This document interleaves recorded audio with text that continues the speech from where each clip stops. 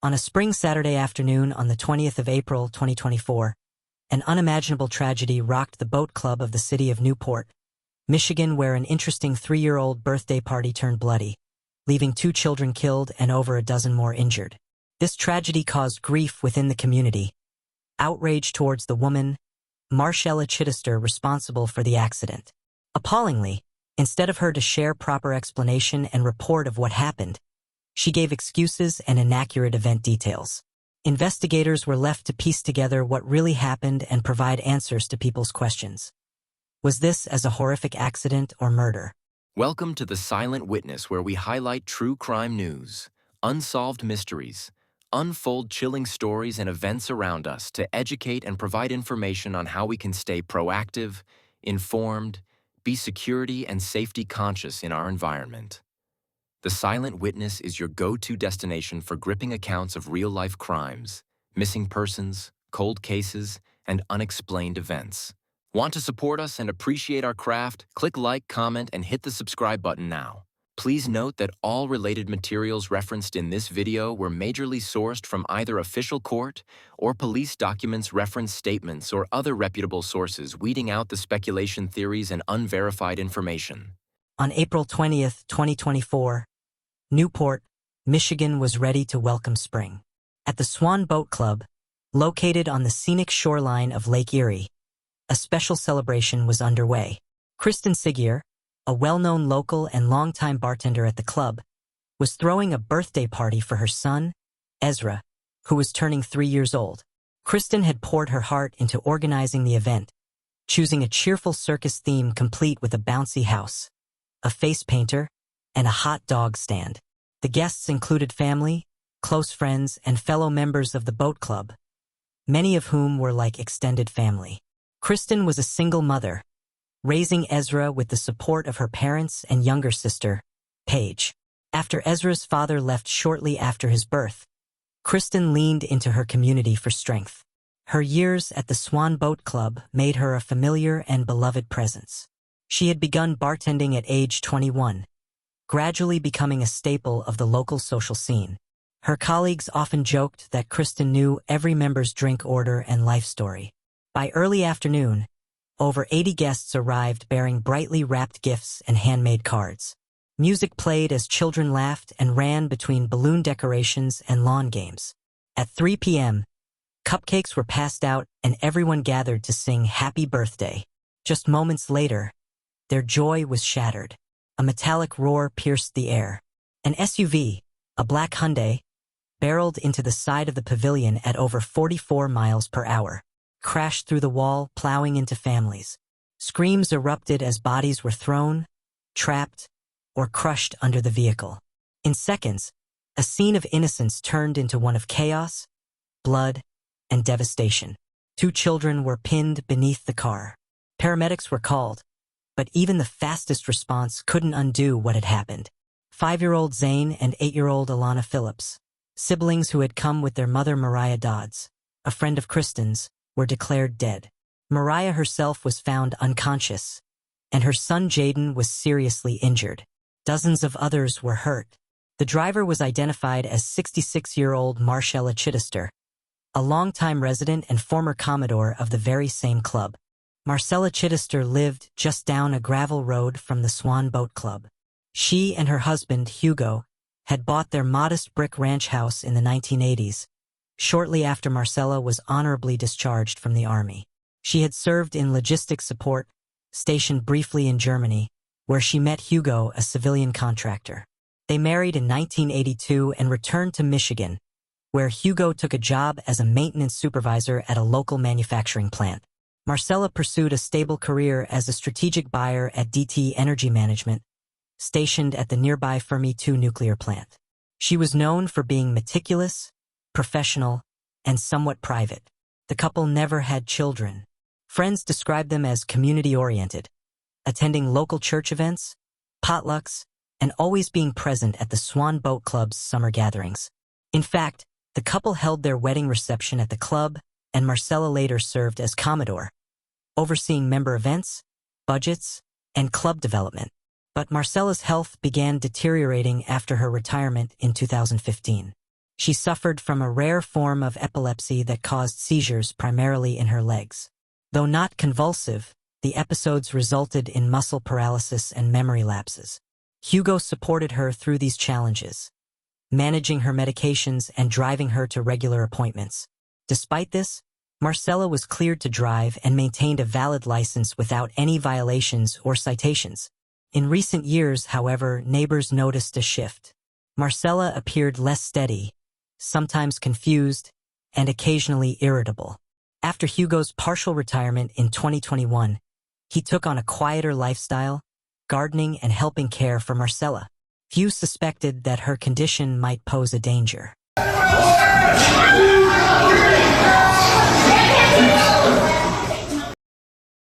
As emergency responders arrived on scene, they were first directed to a young boy who was just carried from the crash site.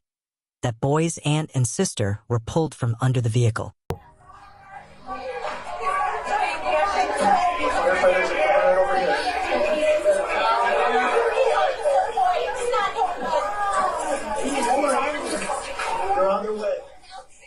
The officers were shown the driver, Marshella, to commence interrogation and investigation into the accident. Can you come with me just for a second? Okay.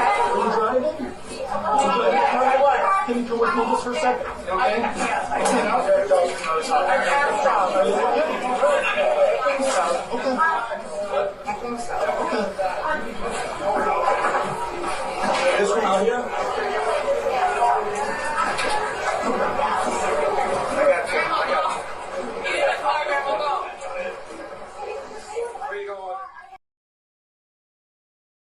Marshella told police on scene that she has a history of seizures, and when this happened, she often experiences memory loss, and that may have been what happened. What happened? I passed out. Okay. Have you been feeling ill or anything like that? Yes. What kind of medical conditions do you have?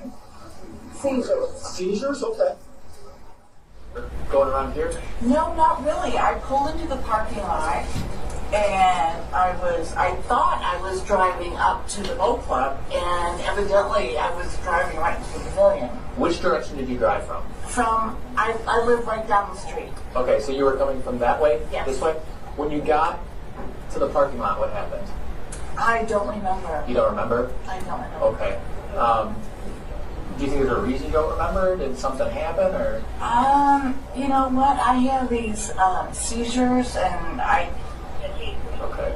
Do you have anything where it says, like, maybe that, does your doctor permit you to drive and everything? I'm cleared to drive now, and I don't have my purse with me, but I do have a card in my purse. Okay. When's the last time you had a seizure that you know of?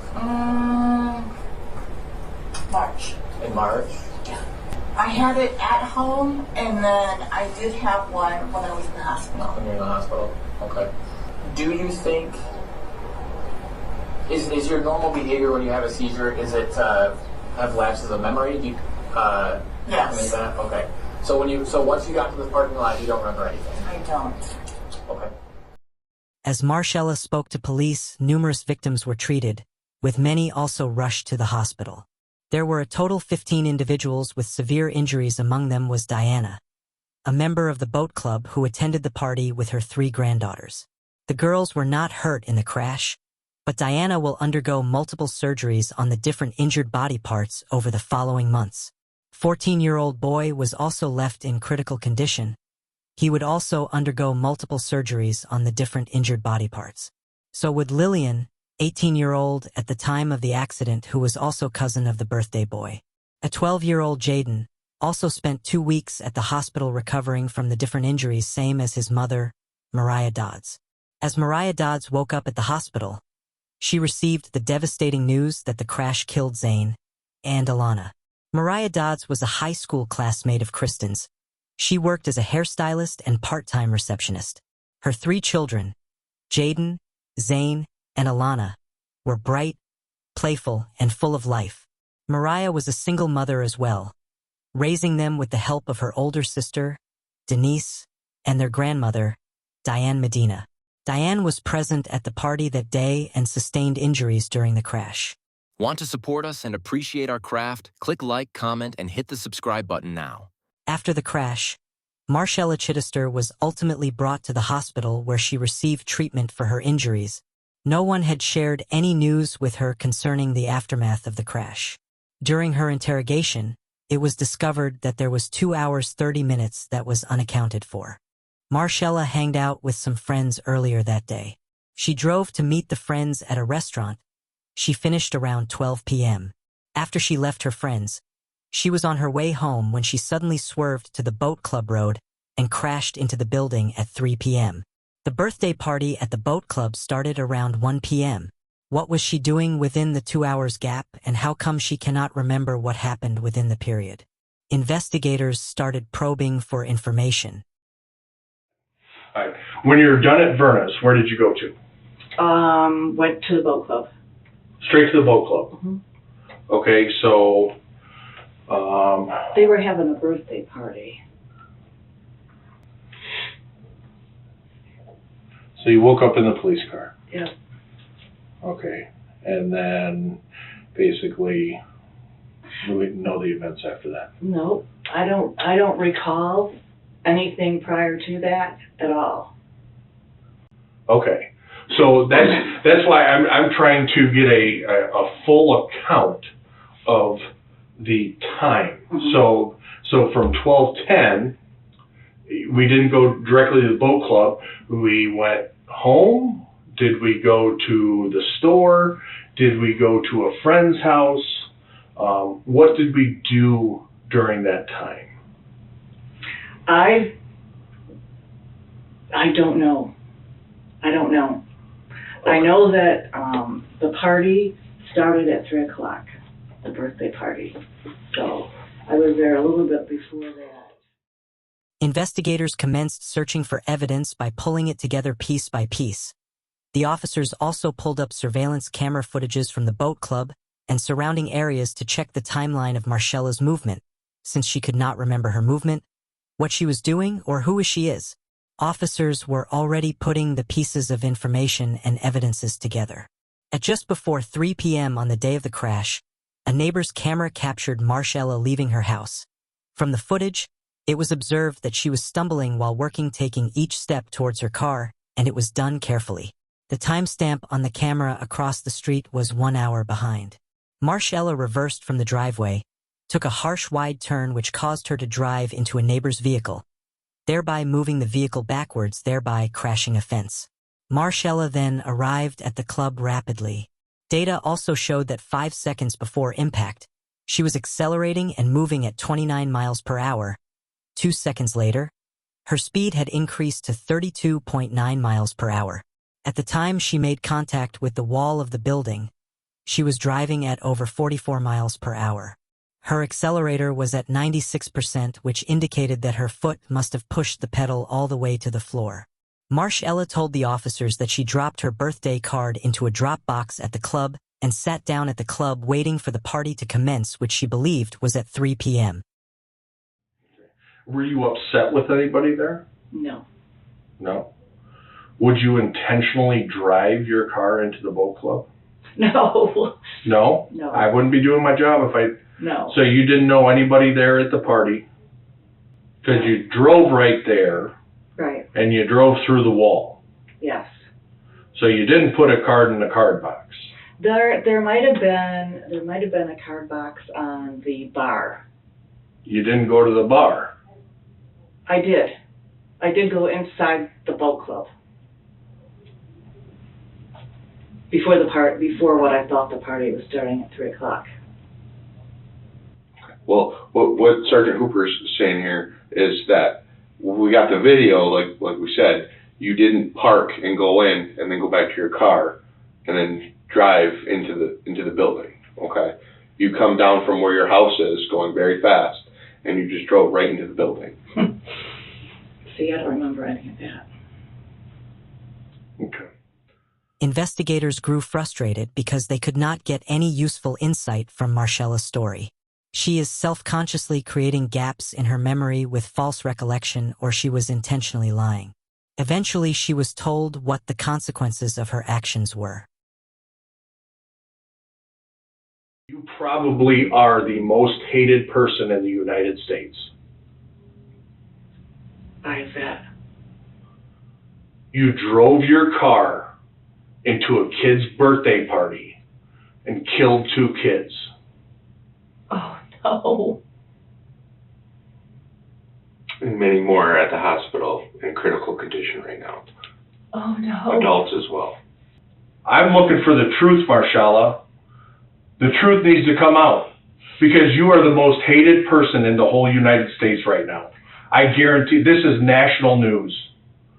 You are the most, so you need to change that narrative right here. You need to change it. There's only one way you can change it, and that's by telling the truth. I've been doing this for a long time. I've sat across the table from killers before, like really, really bad killers. You're not that person. And I don't remember. Honestly, I do not remember. I would think I would remember something like that. Well, you're not being truthful about how much you drank. You're not.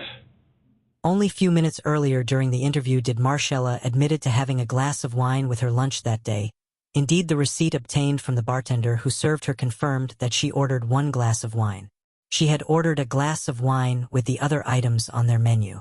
It was assertion that alcohol aggravates her seizure, which why she claimed she primarily moved to alcohol-free wine. Officers did not believe that her statement was the full story. However, the officers decided to confirm the extent of the consumed alcohol. Officers at the scene of the crime fails to perform 2 field sobriety tests. The first following cross-frontal movement of her eye failed as she was not able to focus. The second, which she failed when she could proceed to count any longer when she got to 90 from 100 as she seemed disorientated and confused. Okay. Now, again, these hard questions, Marshella. How often do you drink? I was drinking quite a bit there, but I've kind of switched over and I'm doing a free now, more so because of the... What's a free? It's alcohol-free. Alcohol-free Cabernet. Alcohol-free Cabernet? Mm-hmm. Okay. It was like a, I guess it was like a O'Doul's, like a O'Doul's of wine. Yeah. Okay.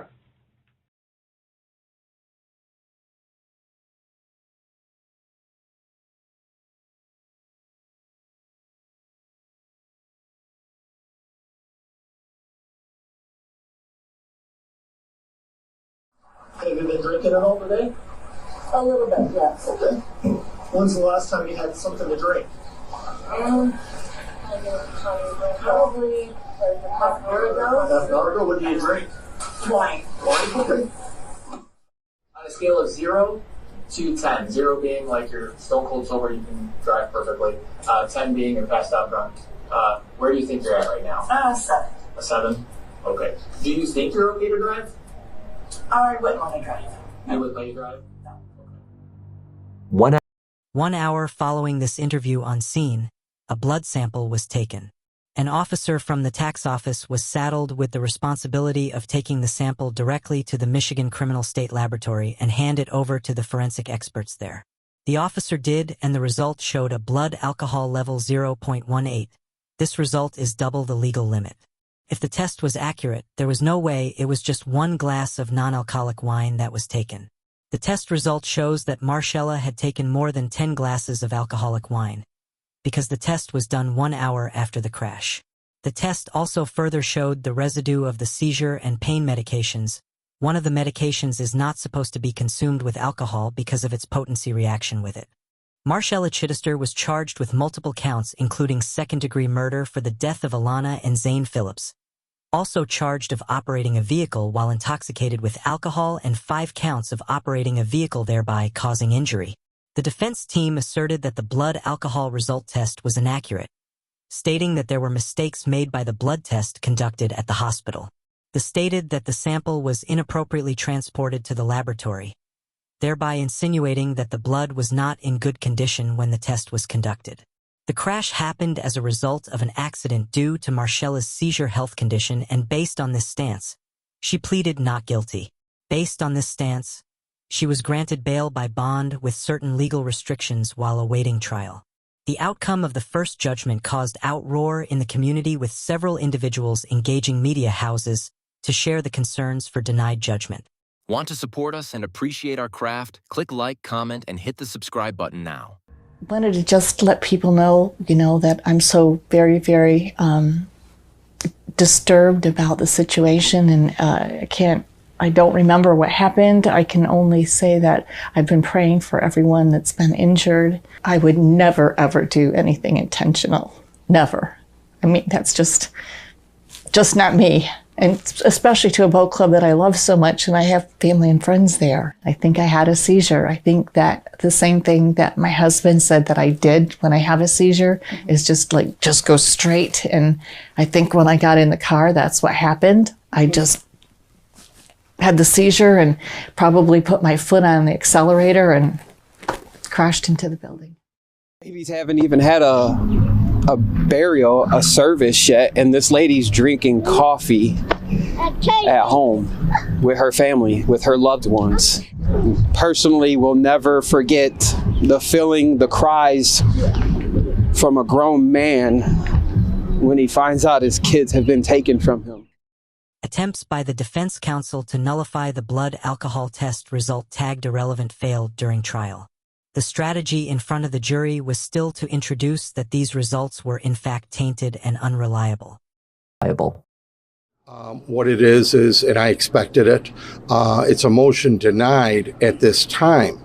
They still have to lay the proper foundation at the time of trial. So they can't just come in and say, this is your test result. They have to show that they drew the blood properly, they preserved the blood properly, and they tested it properly. And if they don't do that, then it's not allowed in, at least under the law. In addition to questions of Marshella's blood alcohol test, the defense attorney further asserted that due to no fault of Marshella, there were questions to the prescribed medication. These speculations were presented to the media by defense attorney to divert the attention after the doctor who diagnosed her condition and prescribed her medications was arrested and charged with multiple felonies. Dr. Guad faced 35 charges in what was related to as a criminal enterprise because he prescribes heavy painkiller to patients that may not need them. The defense attorney tried to use the arrest to gain sympathy for his client, Marshella, who did not need them. Her attorney has been saying all along she was told by a doctor she was allowed to drive when she says she had a seizure-like event that caused the crash. My reaction is, there we go. She texts me and says, my Dr. Garg has been arrested and there's multiple counts of felonies. She was under his care. Absolutely. He was prescribing pills. Absolutely.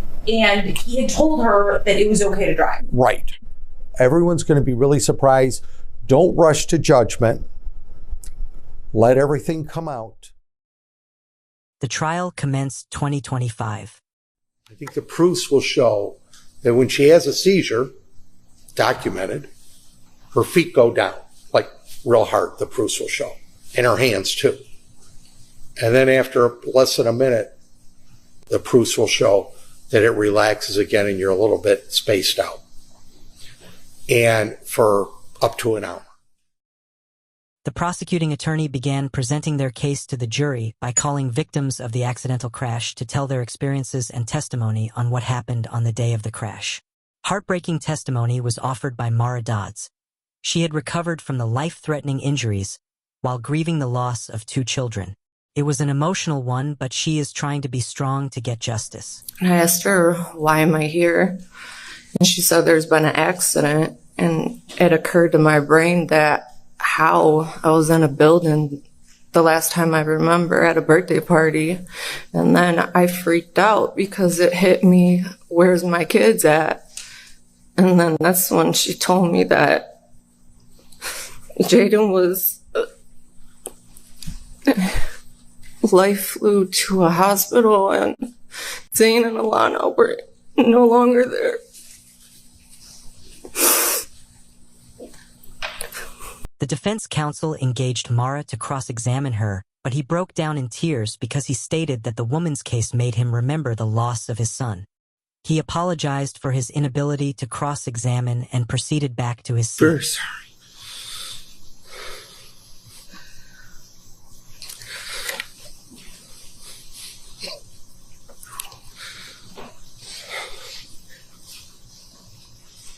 sorry for your loss. I lost my son in September.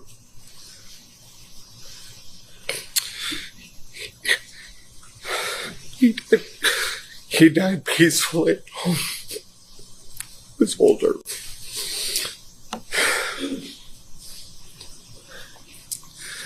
And every time I work on your case, I think you will. And I think of your children. And you have my deepest sympathy. And I'm human. Might be a defense attorney, but I'm human. And you seem like a much stronger person than me.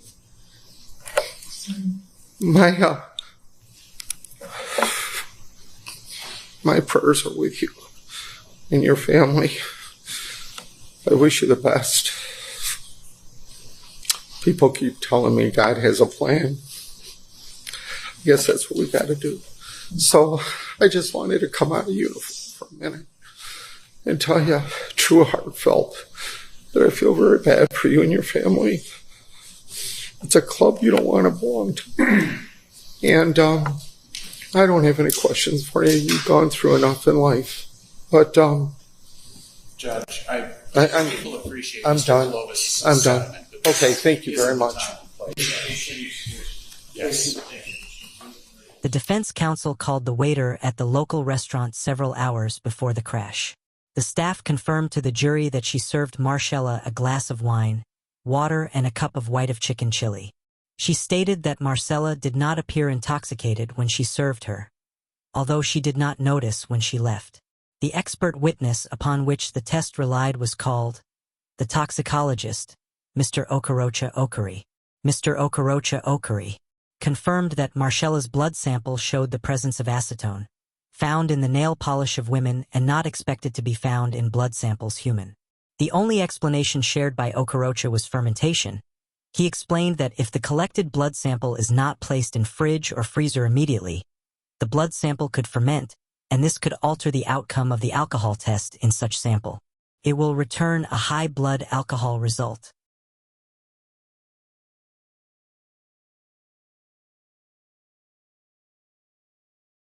Positive before this jury that those results are not accurate according to your opinion, professional opinion, and according to the records you viewed from the state. The .18 would not be accurate. Correct. It would not be accurate for the time of the time the blood was taken. You stated that you don't believe at the time of the draw her blood alcohol was 0.18. What do you believe it was? We can't determine the amount of error associated with fermentation based on the byproducts. Was her blood alcohol higher than a 0.18? Not with fermentation, no. It would have to be lower at the time of the draw. So her blood alcohol increased from the time of the draw to the time of the testing. That's what fermentation does.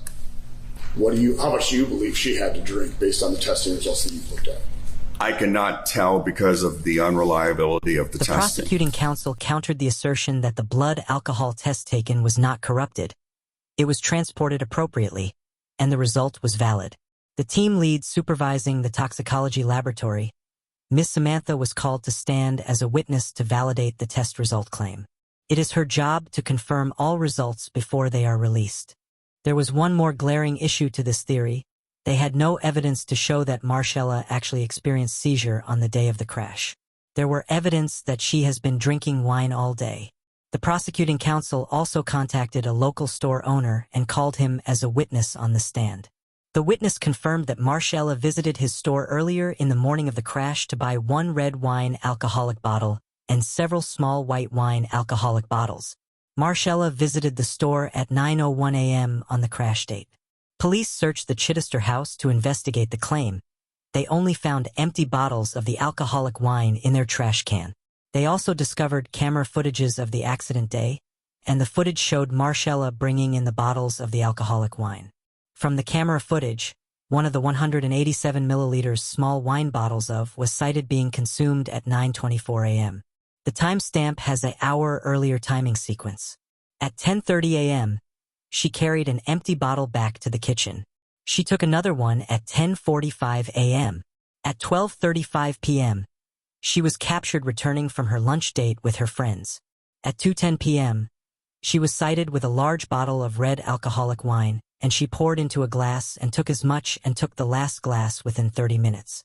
She proceeded to leaving the house after the alcohol consumption.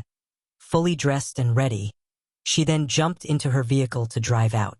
Clearly, it is evidence why she was staggering on her way down her stairs and walkway to her car.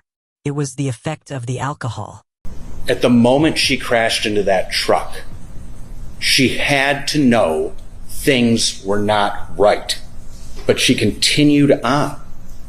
She continued on at full speed and drove her car into a 3-year-old's birthday party, into a building, a route that she knew very, very well.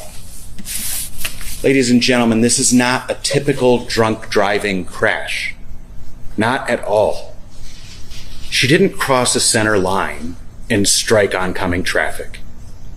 She didn't misjudge a red light and rear end someone. At almost 45 miles an hour, she drove through the wall of a building that she had been to countless times. That's what makes this worse than OWI causing death alone. She drove her car into an occupied building knowing she was unfit to operate a vehicle. And if she didn't know she was unfit to drive when she got behind the wheel, she knew it after she hit her neighbor's truck. The jury returned with their verdict after less than 2 hours. We, the jury, find as follows. Count 1, guilty of murder in the second degree of Alana Grace Phillips. Count 2, guilty of murder in the second degree of Zaid Isaac Phillips. Count 3, guilty of operating while intoxicated or operating while visibly impaired causing the death of Alana Grace Phillips. Count 4, guilty of operating while intoxicated or operating while visibly impaired causing the death of Zane Isaac Phillips. Marshella was found guilty on all counts. Operating while intoxicated or operating while visibly impaired causing serious impairment of a body function to Mariah Lynn Dodds. Count 6, guilty of operating while intoxicated or operating while visibly impaired causing serious impairment of a body function to Edward Thomas Smothers. Brian Phillips, the father of Alana and Zane, expressed relief at the judgment, but he admitted that nothing could give him peace as he is still hurting. Do you feel with this verdict you're able to have some type of peace? After I leave here, I'm going to their gravesite and let them know how today went. I will never get peace. I never will find peace with this, but I'm glad that the verdict came back on all counts. Marshella was to receive her sentence from Judge Daniel White in an unusual move within the verdict and sentencing period of trial, and Marshella fired her attorney. According to former defense counsel Bill, he planned to attend the appeal and was surprised that he has been replaced by James Warren Amberg upon arriving at the jail to see his client and was informed that he has been dismissed. At the hearing, the new defense counsel explained that he does not support the methods deployed by the former defense counsel. Before I get into what I wanted to talk about with my sentencing memorandum, I wish I would have been here. I wish I would have been here a long time ago in this case. I, like many of our community, colleagues of ours, was first found out about this case from the media, from watching the news. And from what I saw, I was disgusted. I can't speak to why former counsel would go on the news and invite this type of scrutiny into this case when clearly people were grieving. But I thought it was disgusting. I truly do. It does not change what happened. Victims of the crash offered impact statements to the court. Remembering their smiles, their touch, their sense, I'm telling you, you're the best mom ever. Their fun personalities. Remembering the way their heartbeats felt when they were scared. Remembering the silly voices they would do and nurturing them when they were sick or hurt, or just cuddling them. Because that's what made me. I've been thinking about what I was going to say to you for over a year. It was a terrible, terrible tragedy. I can't help it. Say I'm still very, very sorry for the loss of your children. I prayed for them every day. And I asked that their Father would also forgive me, as well as people that were injured. I never meant to harm those children or everyone that was involved in the accident. And the only thing that I can say is, I'm so very sorry. And I never, ever meant to come across as not being sorrowful. In his sentencing statement to the court, Judge White considered that throughout the case, Marshella continued to assert that she only consumed only 1 glass of wine. She refused to be placed on alcohol addiction treatment as she believed that she is not an alcoholic, a fact disputed by a community that has known her for years. The judge speculated that her further insistence that she could not recall the events of the day may be a way to cope with the horrific nature of her actions, because this memory loss has never been fully explained. Marshella was sentenced to 25 to 50 years imprisonment. Considering her age and her prevailing health condition, it is tantamount to life sentence. Marshella's family doctor did not testify as expected. The prosecuting counsel had expected the doctor will testify on the stand on the ground of gross negligence at her trial. This is because he did not suspend Marshella's license after her last seizure-like episode. The doctor did not want to implicate himself because he is still accused of 32 felonies. The former defense attorney stated that he believes that her conviction would be overturned and she will receive a new trial. Want to support us and appreciate our craft? Click like, comment, and hit the subscribe button now. To the entire boat club families of the city of Newport, Michigan, we sympathize with you and your families. Our special condolences to the Mariah and Brian on the loss of their sons. May their souls continue to rest in peace.